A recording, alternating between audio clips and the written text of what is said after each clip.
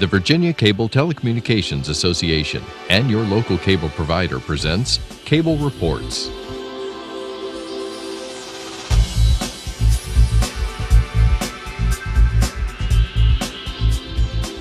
Join us now as Cable Reports brings you up to date on current issues facing the Commonwealth through discussions with your local legislators and other policymakers from across Virginia. From the General Assembly and the City of Richmond, I'm Woody Evans for Cable Reports, brought to you by the Virginia Cable Telecommunications Association and Cox Communications, connecting Virginians to their government.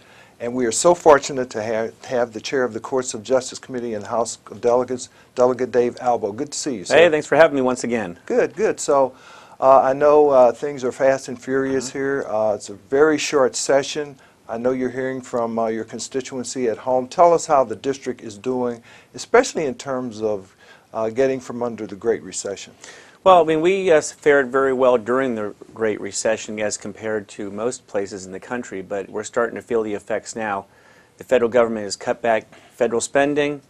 The sequester has hurt.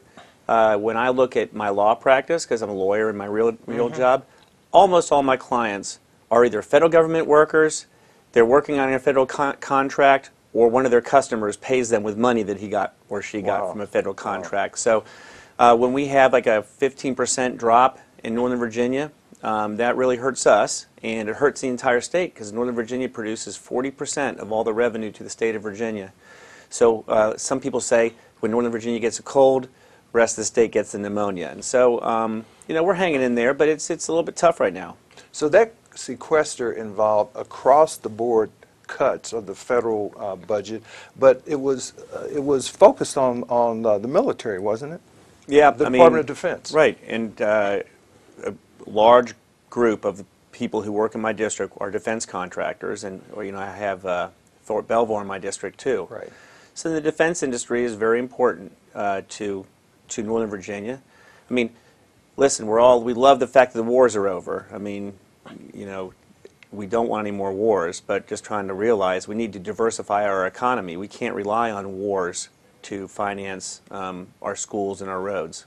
So those government contractors who were fortunate enough to survive in terms of maintaining an association with the federal government revenue-wise had their salaries reduced, though, as I understand, a lot of professionals, and it's had an impact on state revenues, hasn't it? Yeah, you're exactly right. So a lot of my friends who say do computer contracts for Department of Defense, they're still in business, but instead of being able to charge $67 an hour for their programmers, they can only charge $47.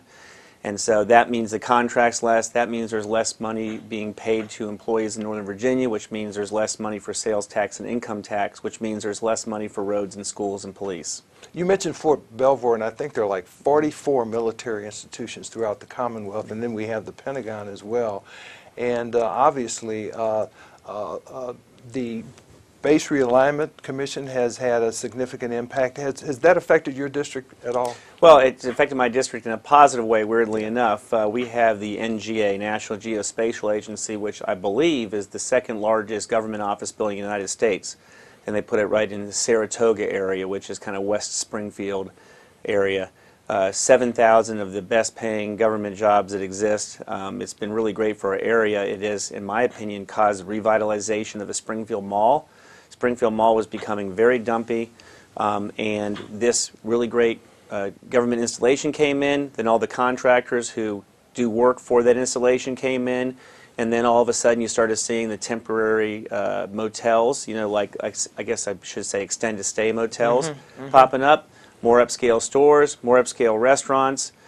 So when we're looking to get the FBI, if we get the FBI in Springfield, then I believe West Springfield and Central Springfield will be just a premier place. Is there some additional commercial development going on around that Beulah Road Telegraph area where there's an entry to the base there at Fort Belvoir? I think a Wegmans is going right, up. yes, funny.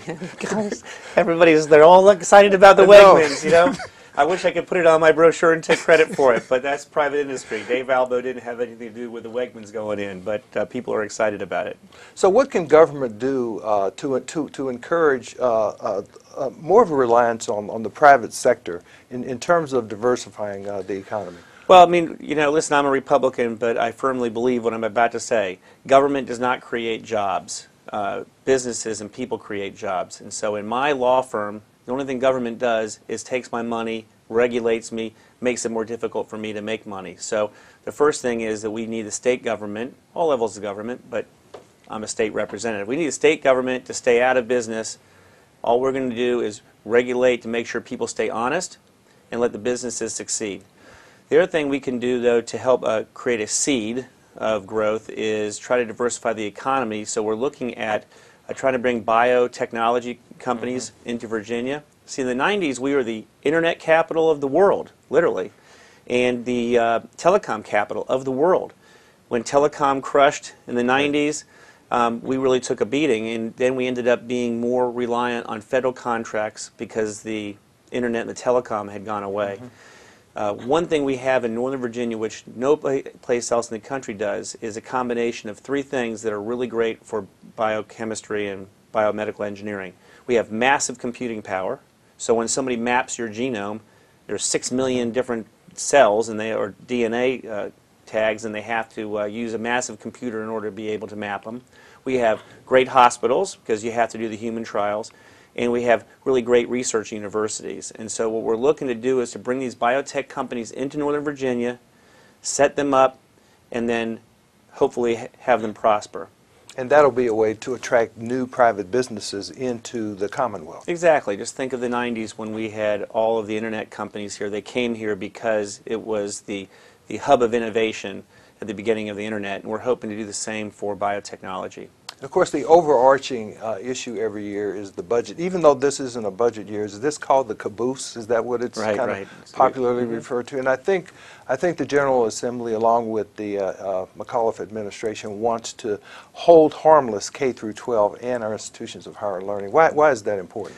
Well, I mean, first of all, I still think we're in a recession. If you talk to economists, we're not, because we're crawling out of it. But it's certainly not like it was in 2006, 2007. And I think my constituents would agree. They don't feel like they're out of a recession. The state's really broke. One of the reasons we're really broke is what we talked about before, was the Northern Virginia economy is tough right now.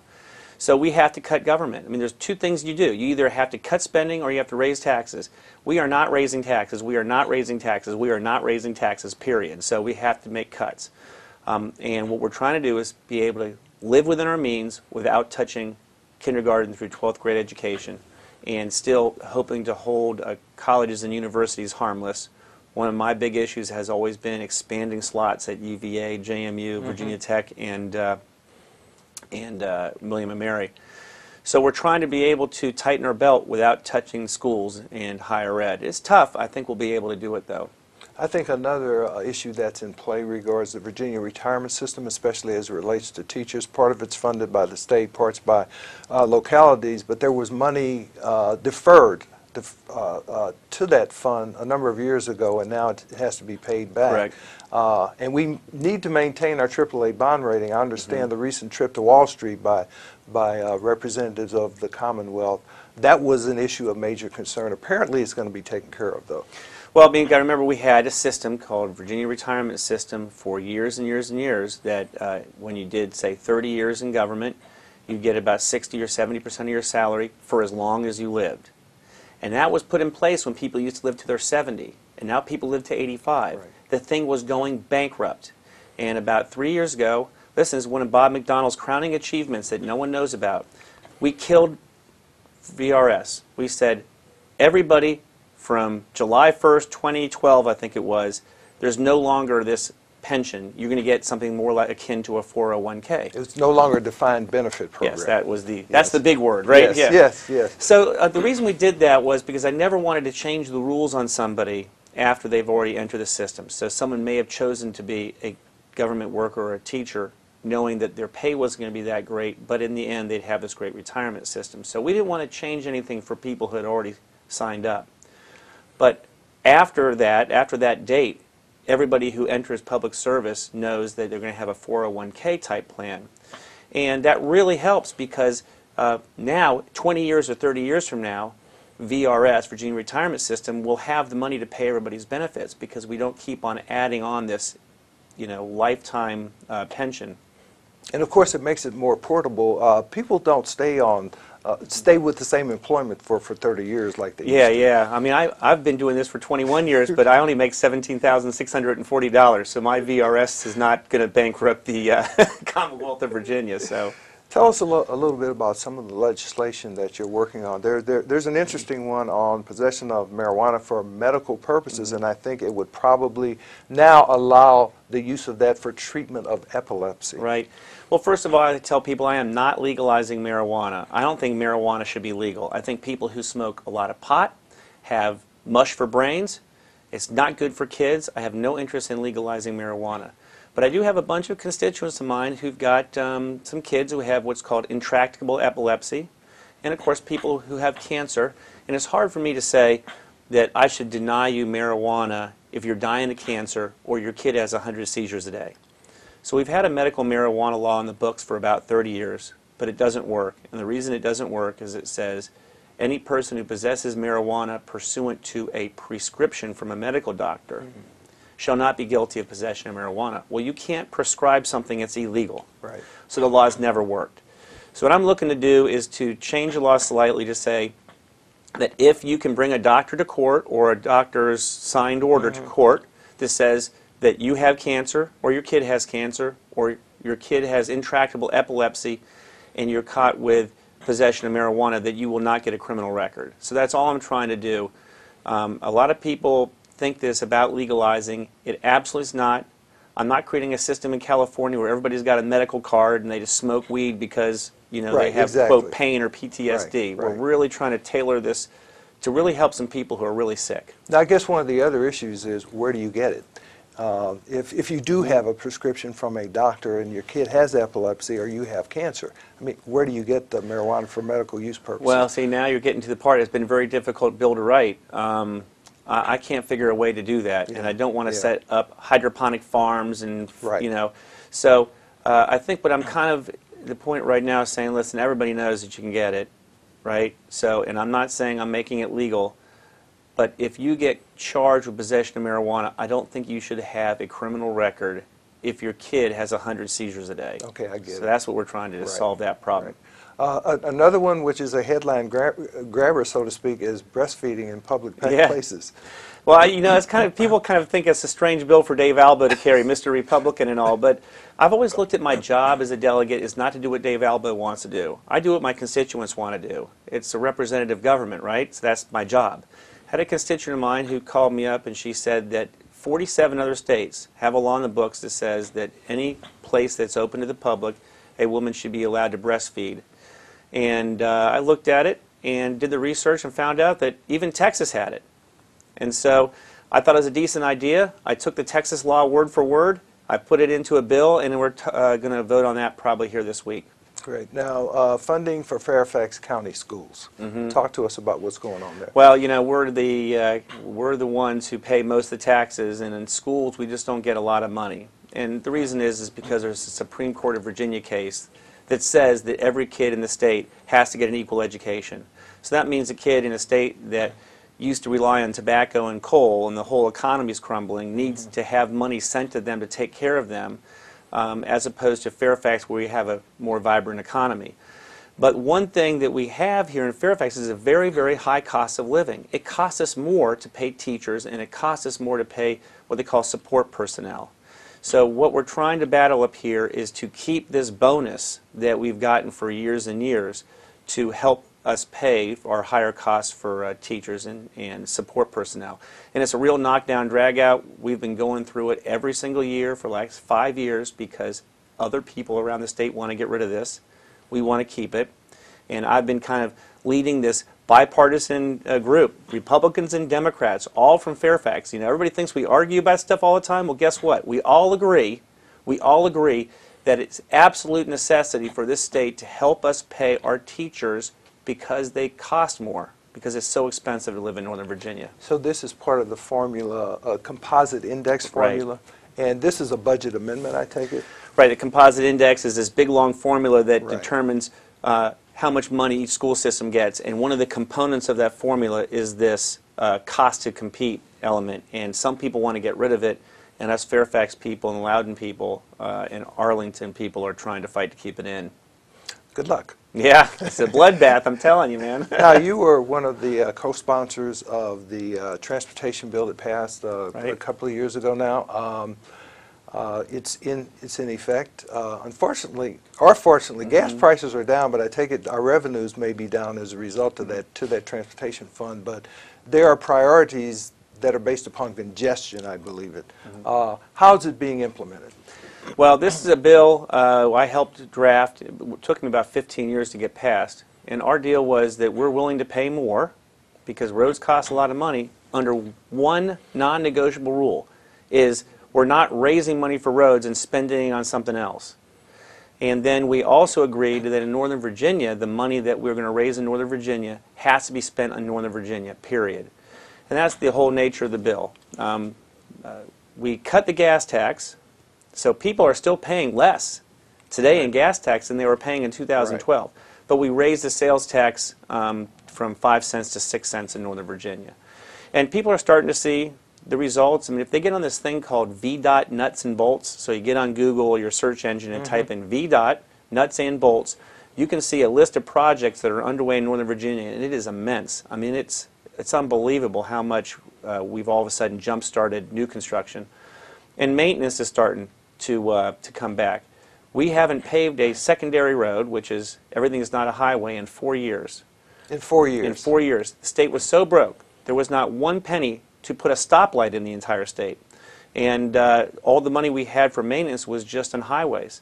So Old Key Mill Road runs right through my district. I mean, finally I've got about half of it paved. It started getting too cold to finish the pavement, so we're going to restart in March. But it's those kind of things, just maintenance of people's streets and potholes and repaving roads. You're starting to see some progress. Now, how are the new hot lanes working? That may not be part of your district, but I'm sure you've gotten comments about that. A lot of constituents use them. Depends who you talk to, you know. I mean, I tell people, first of all, I think everybody would agree the Beltway needed to be widened and 95 needed to be widened. Each of those projects cost over $1 billion. Over $1 billion. $1 billion. The Beltway just cost $1.5 billion, and 95 cost $1.2 billion. I think I have it correct. We didn't have the money, like I just said. We didn't have the money to put one stoplight in Virginia. So we had a choice. Do nothing, or borrow money. We couldn't borrow any money because we didn't have any money to pay it back. Or third, have a private company build it and make it a toll. And I don't do nothing. So the only choice we had was having a private company come in and build it as a toll lane. And so a lot of my constituents, I'm upset I have to pay a toll. I said, that's not the choice we had. The choice we had was do nothing or pay a toll. As far as the Beltway hot lanes go, it's changed my life. I used to not go to Tyson's in the morning if I didn't have to because it took me an hour and a half to go 13 miles. I can get to Tyson's now in under 40 minutes. Now, of course, those public-private partnerships, at least theoretically, have an advantage over a generic tax because everybody pays the generic tax. Those who use the toll road are going to pay for its upkeep and maintenance. Right. I guess the other option we had was to raise taxes. It would have been the equivalent of 12 cents a gallon on gas. 12 cents. That's what Northern Virginia would have to pay. 12 cents a gallon on gas to have built the hot lanes on the Beltway and 95. You know, like I said, don't want to do nothing. I'm not raising taxes 12 cents a gallon, so we had to go the toll route. One of the advantages of the toll route, though, is that the Commonwealth of Virginia does not have any liability on this. So Fluor Transurban, who own the hot lanes or operate them, they came up short in their revenues, and they had to put about $100 or $200 million in last year. If it was a Virginia toll road, the taxpayers would have had to put that in. So there are some advantages. The financial risk is totally on the company and not on the taxpayers. And to the extent we're able of helping to create those kinds of jobs you talked about earlier, a transportation system is critical in order to get those businesses to locate here. Right. Well, you talk to any business that comes to Northern Virginia, one of the things that they seriously talk about is traffic. You know, they don't want to drive an hour and a half to work. So one of the important things about changing an economy is make sure you have a transportation system to support it. And of course, we've got another interesting debate going on here that's occurring, and that relates to a new technology that one can use on one's smartphone, and that is call up someone to pick you up and take you from point A to point B. Right. Uber, Lyft, it's a new technology. There's some interesting issues there. Talk to us about the balance that is needed in order to ensure that we do get those new innovative businesses here, but we do protect consumers as well. Well, I mean, I used Uber for the first time just recently. A trip from Arlington back to Fairfax Station where I live cost $37 on an Uber, and it was $60 in a cab. So it's nice that we have competition, but the cab companies are getting a bad rap in this, I think, because people don't understand that cabbies have a lot of restrictions on them that Uber doesn't. A cab has to pick everybody up. They can't decide who to pick up and who don't. They don't. So a person who doesn't, a cabbie really doesn't want to drive Dave Albo from Arlington to Fairfax Station because they lose all of the revenue they would be making while they're driving back with no one in the car, right? So cabbies have to pick everybody else up. They have to make amends for handicapped people. Their rates are capped, and cab companies can only put a certain number of cabs on the road. Uber has none of those requirements, or Lyft. They have none of those requirements. So it's not really fair for the cab companies to have these restrictions and Uber have no restrictions. On the other hand, it's not fair to Uber that cabs have an absolute monopoly on taking people back and forth. And so what we're working on here is a bill that puts everybody under the same set of rules, right? Also, we're worried about making sure that Uber drivers are checked for criminal history. When you get in a cab, the state of Virginia has done a criminal background check on that person, and we know that person has not committed a violent crime. And we want to make sure that Uber is doing the same thing. So the theme basically is we love Uber and Lyft, great innovations. I like using it, but we want everybody to play under the same rules. And I take it there are also some liability issues. You want to make sure that there's proper insurance coverage. Correct. Correct. So you're riding in an Uber car. We need to make sure that if that guy gets in a wreck, that there's going to be money to pay for your medical bills. Talk to us about what's going on in terms of ethics reform. It actually started last year. We had the unfortunate circumstance that Governor McDonnell found himself in, and it sparked a lot of outrage by the public. Sometimes perception rules reality, but obviously there's something that needs to be done. Talk to us about the shape of things yet to come in that regard. Well, weirdly enough, I thought if the governor got convicted, everybody would say, see, it works. Right? But it kind of opposite happened, which was strange. He got convicted, and then everybody was clamoring for us to tighten up our ethics rules. Last year, we passed a law that said that you can't get things up to $250. Tangible things? Tangible things, Okay. right. But we let dinners and things would still have to be reported, but we didn't ban them. And it seems that the public wants us to ban everything. The problem is that the devil is in the details. So when I go to a Rotary Club breakfast, $7 of eggs. You want to ban all gifts? Then I have to pay for my $7 of eggs. Now, it doesn't sound like a big deal. What's $7? I make $17,640 a year. I go to probably 4 or 5 events a week. It would, if I had to pay for all the breakfast, lunches, and dinners, it would be $100, $150 a week. I mean, I can't afford that. Right. And so we're trying to find a way that we can still have conversations with our constituents, right? But we also don't want it. We want to be able to ban the big lavish dinners and the 15-year-old cognac type things that have nothing to do with actually doing the business of the people. Right. So I think where we're heading is just a flat ban on everything over $100. And that's probably what's going to happen. We're going to work on that next week. And so the discussion also involves defining terms. For example, who's a close personal friend, who's a relative.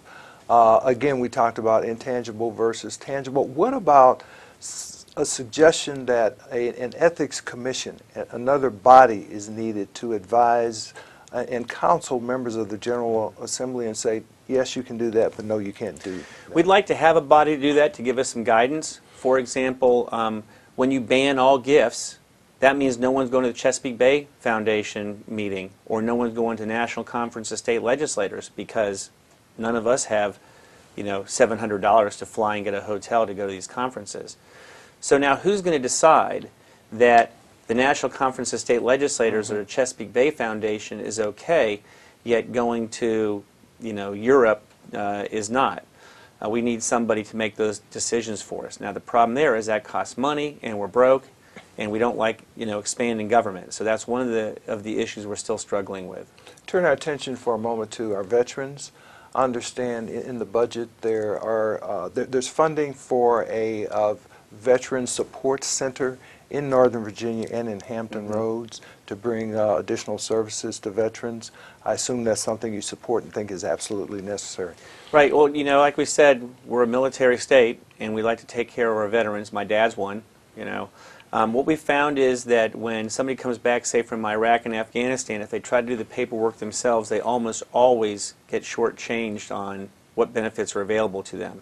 So if you have a person at a Veterans Care Center who is adept and knowledgeable about all the different types of benefits and how to apply for them, that the soldiers will do much better going through them and getting that help. So that's what we're trying to do, is to get people set up so that so they can get all the benefits that they deserve for serving our country. And what about workforce development training for veterans, especially at our community colleges? You've got a great one in Northern Virginia. Yeah, Northern Virginia Community College, I hear, is the best community college in the entire country. So when my constituents go there, I tell them, I said, you're going to a top-notch university in any other state. So yeah, I mean, so if you're, say, a sniper or a Navy SEAL, you have a lot of training in leadership and accuracy and hard work ethic, but maybe not something that a company can immediately use.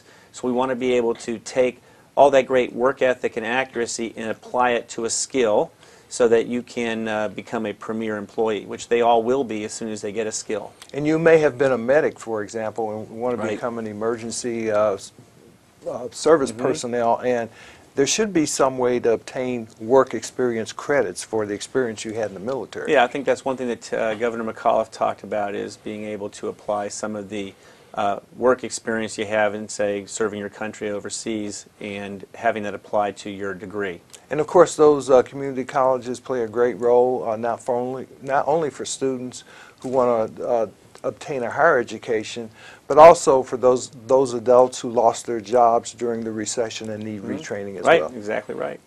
Well, thank you for being here, Delegate No, Dave thanks for Albo, having me. Mr. Chairman, Chairman of the Courts of Justice Committee in the House of Delegates. Thank you for watching Cable Reports. Until next time, I'm Woody Evans.